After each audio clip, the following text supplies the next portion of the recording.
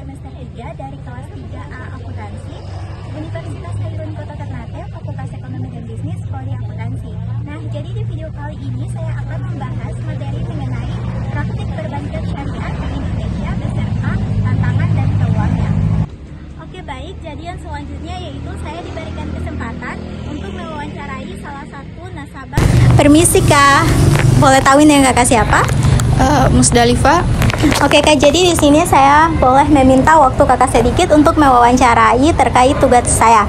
Yang dimana pertanyaannya, apakah Kakak pernah menjadi nasabah tersebut? Ya, saya pernah menjadi nasabah di bank syariah. Menurut Kakak, apa keuntungan yang bisa diambil dari bank tersebut? Keuntungan tentunya yang pertama itu terhindar dari riba, yang kedua transparan, dan yang ketiga dijamin oleh lembaga penjamin. Oke, pertanyaan selanjutnya itu, apakah Kakak tahu tentang perbankan syariah? Apakah yang Kakak ketahui tentang perbankan syariah? Perbankan syariah itu yang saya ketahui mereka beroperasi berdasarkan prinsip-prinsip Islam. Oke, yang selanjutnya yaitu, apakah yang Kakak ketahui tentang prinsip-prinsip dasar perbankan syariah? Yang saya ketahui itu prinsip tentunya bebas dari riba, dan juga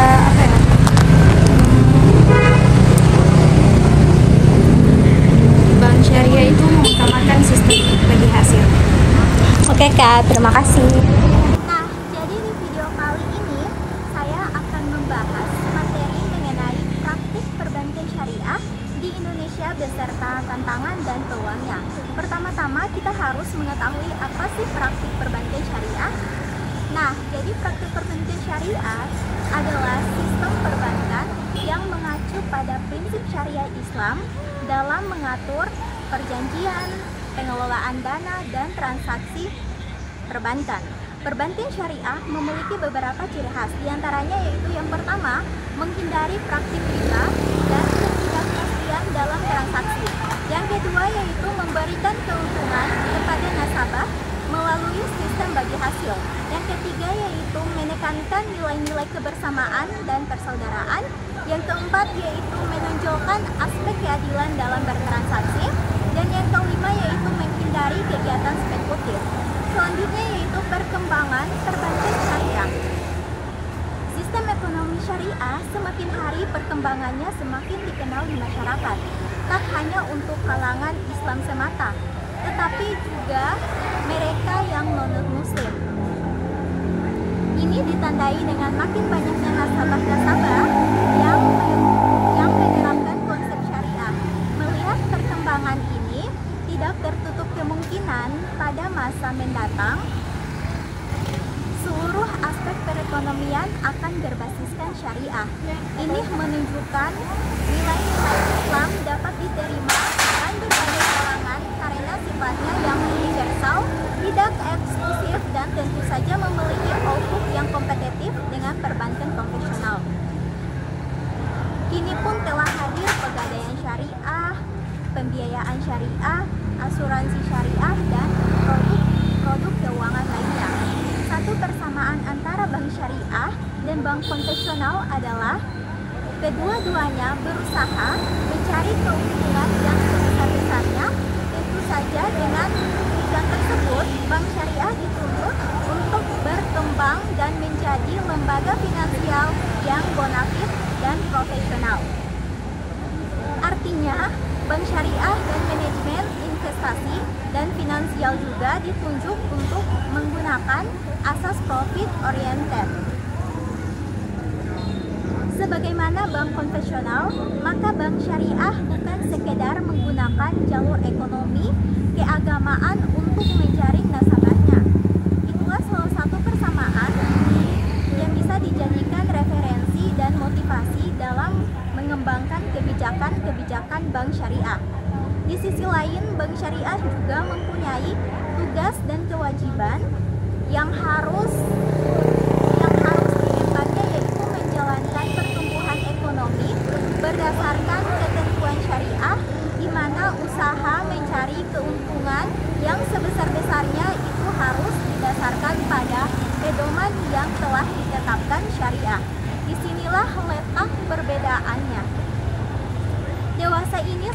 banyak bermunculan bank-bank yang menggunakan sistem syariah. Bahkan tak sedikit bank-bank syariah yang merupakan konversi dari bank-bank konvensional, maupun yang mencoba sebuah alternatif lain untuk menggait nasabah sebanyak-banyaknya. Ada sejumlah alasan mengapa perbankan konvensional yang ada sekarang mulai melirik sistem syariah, diantaranya: pertama, pasar potensi karena mayoritas penduduk Islam beragama Islam, dan dengan saking tumbuhnya kesadaran mereka untuk berperilaku secara islami, termaksud di dalamnya yaitu aspek muamalah atau bisnis. Kedua, yaitu sistem bagi hasil, terbukti lebih menguntungkan dan tangguh dalam menghadapi goncangan krisis moneter. Kita belajar dari pengalaman ketika krisis moneter melanda di Indonesia pada tahun 1997. Sejumlah bank konvensional goncang dan akhirnya diedukasi karena mengalami negatif speed yang akhirnya tidak mampu menunaikan kewajibannya kepada masyarakat. Masih adanya bank-bank syariah yang berbau kapitalis tentu harus menjadi perhatian semua pihak. Artinya, bank hanya memberikan bantuan kepada pemilik usaha besar saja, sedangkan pemilik usaha menengah ke bawah tidak mendapat bantuan sama sekali atau kecil kemungkinan mendapat hak yang sama dengan pemilik usaha bermodal besar. Padahal keadilan juga merupakan bagian dari syariah Islam. Kemudian mengoperasikan secara konsisten dasar bank konvensional. Melihat pembentukan bank syariah di Indonesia, dapat dipastikan bahwa ada 3 cara untuk menjadi bank syariah, yaitu yang pertama, satu, mendirikan bank syariah secara langsung dengan full sistem syariah seperti halnya bank muamalat. Dan yang kedua, yaitu melakukan konversi dari bank konvensional ke bank syariah, itu pun biasanya menggunakan full sistem syariah seperti halnya bank syariah mandiri yang pada awalnya adalah bank konvensional. Yang ketiga, yaitu membuka divisi syariah, biasanya adalah bank konvensional yang berniat melakukan transaksi syariah.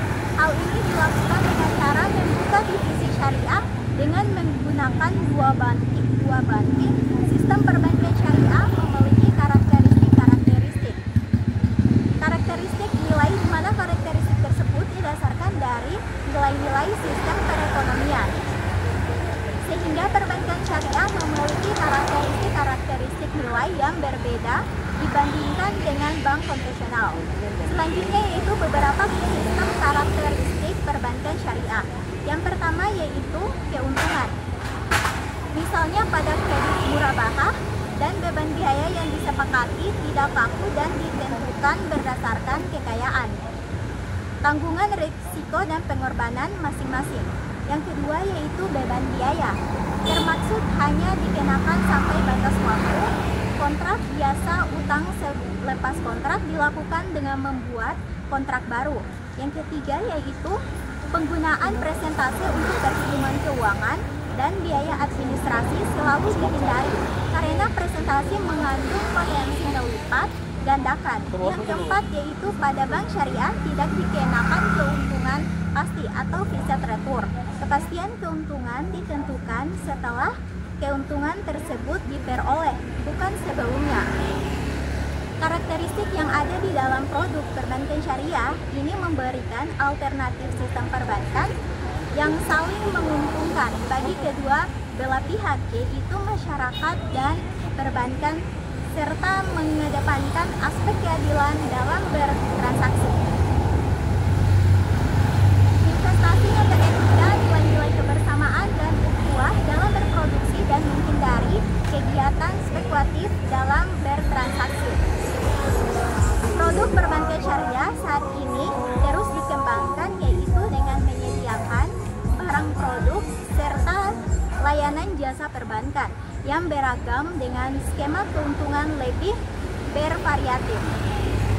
Upaya ini merupakan upaya yang disebut sebagai inovatif produk yang dilakukan perbankan syariah berupa produk yang akan dikemas kembali atau repackage maupun produk baru atau new produk. Selanjutnya yaitu prinsip dasar perbankan syariah. Yang pertama yaitu berpedoman pada Al-Quran dan Hadis.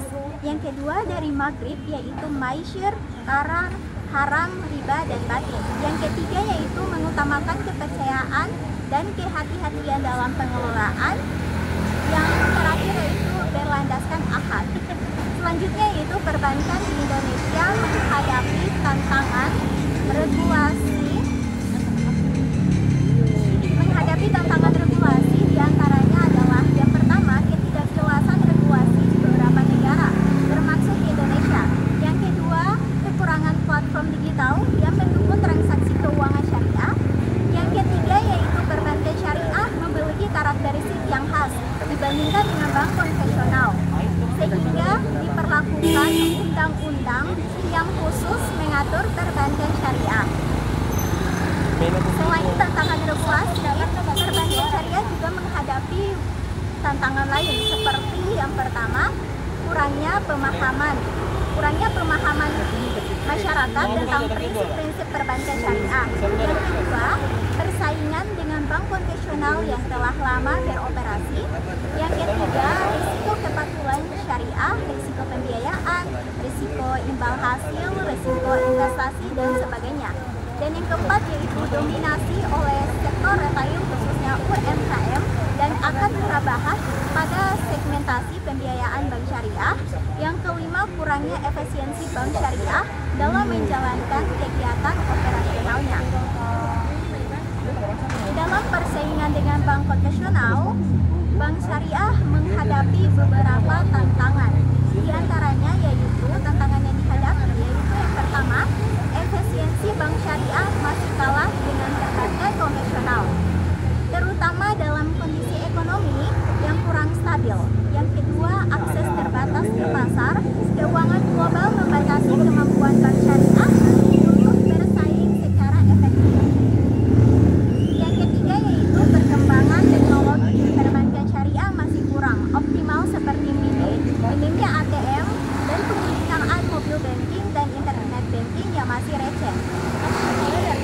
Selanjutnya yaitu peluang bagi perbankan syariah. Peluang yang besar dan terbuka lebar bagi perbankan syariah di Indonesia merupakan suatu yang wajar. Setidaknya ada sejumlah argumentasi untuk menguatkan pendapat ini.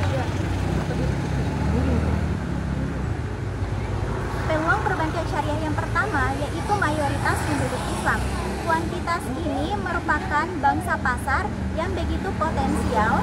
Ketika umat Islam mau memanfaatkan, maka bank syariah akan berkembang lebih pesat dan dahsyat. Akan tetapi, bukan berarti menafikan pelanggan non-muslim sudah menjadi tantangan tersendiri bagi insan perbankan syariah untuk meraihnya. Beberapa perbankan syariah di luar negeri yang sudah banyak memiliki customer non-muslim. Peluang yang kedua yaitu fatwa bunga. Fatwa ini dapat menjadi legitimasi bagi perbankan syariah dalam mensosialisasikan kiprahnya. Untuk perlu didasarkan bahwa alternatif pilihan bahkan solusi untuk menghindari bunga berganti sistem bagi hasil atau profit sharing yang lebih berkeadilan. Peluang yang ketiga yaitu melihatnya kesadaran beragama. Hal ini ditandai dengan maraknya acara keagamaan seperti pengajian dan umroh para eksekutif dan selebritis diskusi. Aktual keislaman di kampus atau masjid termasuk kuliah subuh di radio dan di televisi. Bahkan ada majelis atau instansi yang mengadakan acara keagamaan secara rutin. Tentunya semua ini memberi andil cukup besar dalam mengunggah kesadaran beragama termasuk untuk menerapkan perekonomian Islam. Jadi peluang yang keempat yaitu menjalankan penerapan ekonomi Islam.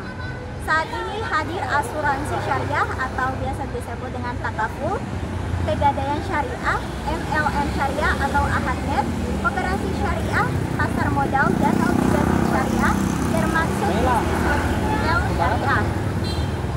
Pada gilirannya, memberi peluang begitu besar bagi bank syariah untuk melakukan networking sehingga akan lebih berkembang dan bisa saling menguntungkan.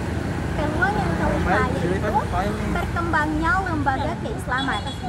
Kehadiran Partai Islam pasca reformasi setidaknya berpengaruh terhadap iklim kehidupan nasional, terutama ketika politisi muslim tampil sebagai pembuat kebijakan atau lawmaker. Diharapkan kebijakannya sesuai dengan syariah dan pendukung penuh pada kemajuan bank syariah.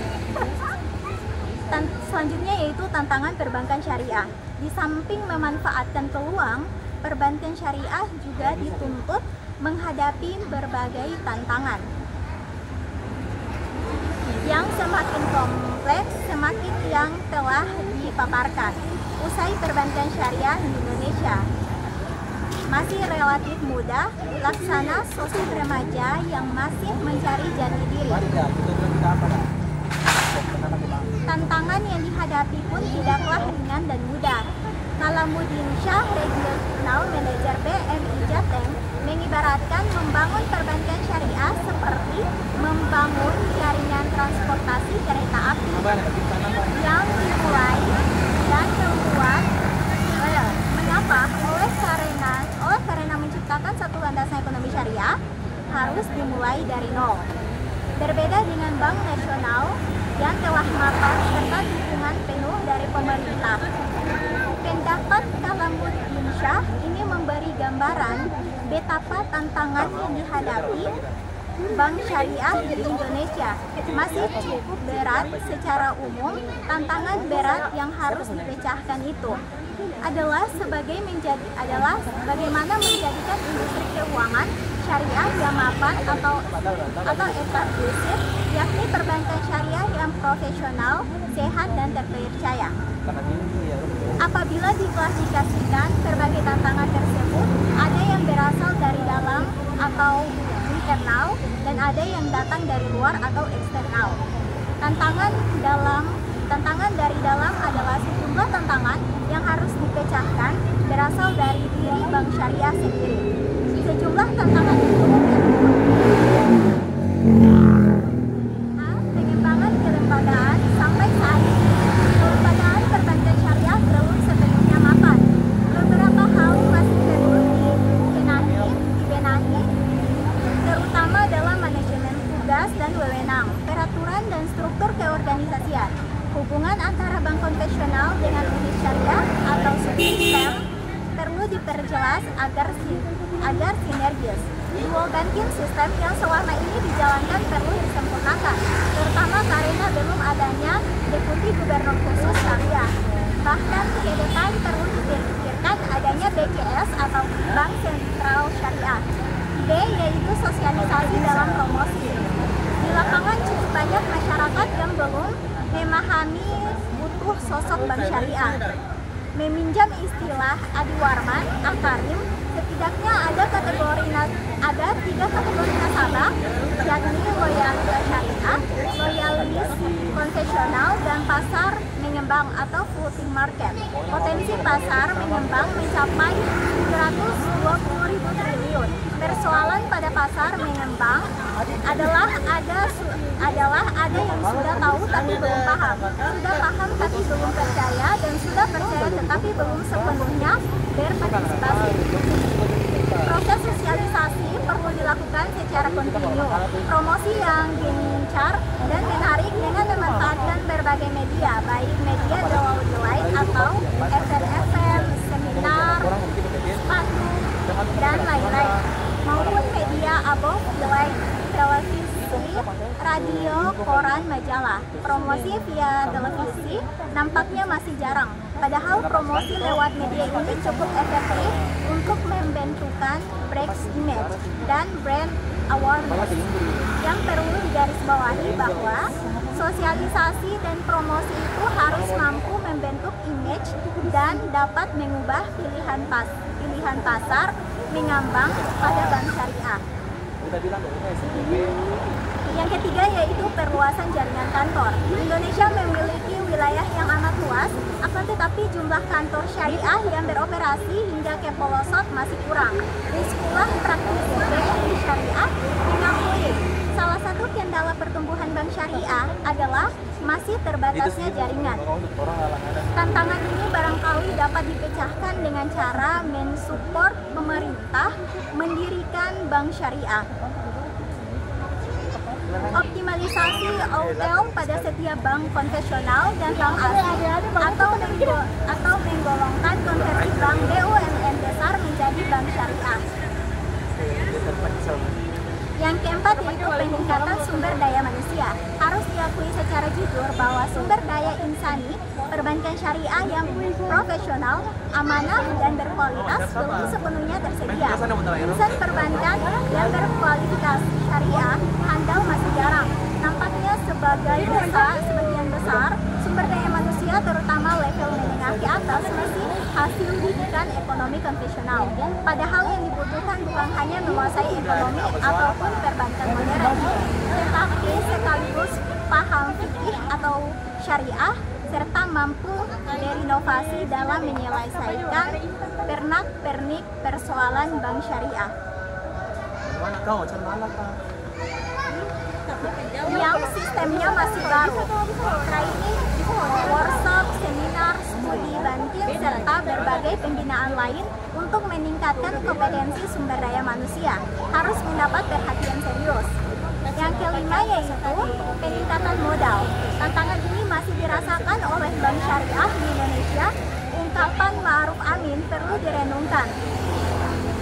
Jika bank-bank syariah berandai melakukan suatu sindikasi dalam mendanai proyek besar masih belum mampu, pertanyaan seperti ini sungguh ironis.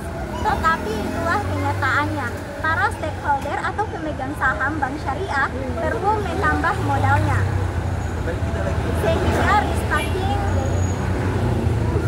kapasitasnya meningkat.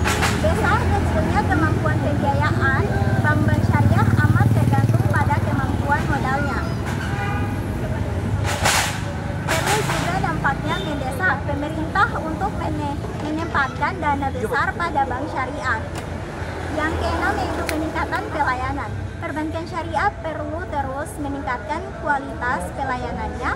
Prinsip pelayanan yang ramah, mudah, cepat, dan murah harus menjadi trademark bank syariah. Ramah dan melayani, mudah dan cepat dalam proses, serta murah dalam biaya atau administrasi.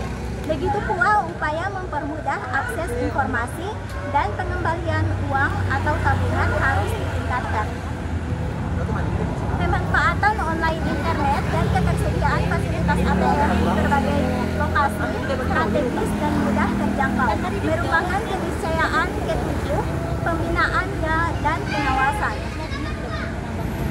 Dalam operasionalnya di lapangan, bank syariah harus terus dibina dan sekaligus dibina untuk lebih berkembang. Diawali agar tidak timbul penyimpangan pengawasan pada bank syariah di daerah, termasuk pada bank konvensional yang terbuka. Syariah perlu dilakukan dengan ketat dan hati-hati. Jangan muncul kesan inovatif, identik syariah, praktek dan sistemnya tidak berbeda dengan konvensional. Sejumlah tantangan di atas merupakan tantangan dari dalam atau internal. Usaha perbankan merupakan industri yang menjual kepercayaan. Berbagai tantangan internal perlu dipecahkan, sehingga masyarakat lebih percaya dan mau berpartisipasi aktif. Selanjutnya ada juga tantangan yang datang dari luar dan tidak kalah penting untuk diselesaikan satu persatu. Ke-1 belum memadai kerangka hukum. Tantangan ini bersifat mendesak karena akan menghambat upaya pengembangan bank syariah. Perbankan syariah yang tengah digodok perlu diperjuangkan untuk segera diundang-undangkan. Aturan tentang pasar modal syariah, surat utang negara syariah, obligasi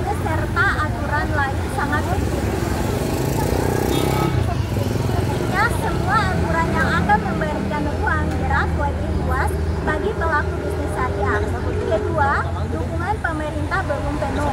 Pemerintah mendukung keberadaan perbankan syariah, tetapi dalam tataran kebijakan atau political will dan keseriusan atau goodwill belum optimal. Para menteri, gubernur, bupati perlu memberi tempat yang layak di BI atau Bank Indonesia. Belum ada deputi gubernur khusus karena selanjutnya Dewan Syariah Nasional dan Bank Syariah melakukan lobby-lobby dan pendekatan kepada pemerintah baik pusat maupun daerah agar dukungan konkret dan nyata pada perbankan syariah dapat direalisasikan. Ketiga yaitu sinisme masyarakat. Tidak terelakkan, masih ada masyarakat yang memandang dengan sinis, terjadi persepsi seolah bank syariah itu eksklusif atau untuk umat Islam. Sistem bagi hasil kurang menguntungkan dan susah prosesnya. Bank syariah perlu mempromosikan dirinya secara simpati dan mengikat, berusaha mengubah mindset mereka, dan yang penting mampu menampilkan sosok bank syariah yang profesional, berkualitas, dan menguntungkan.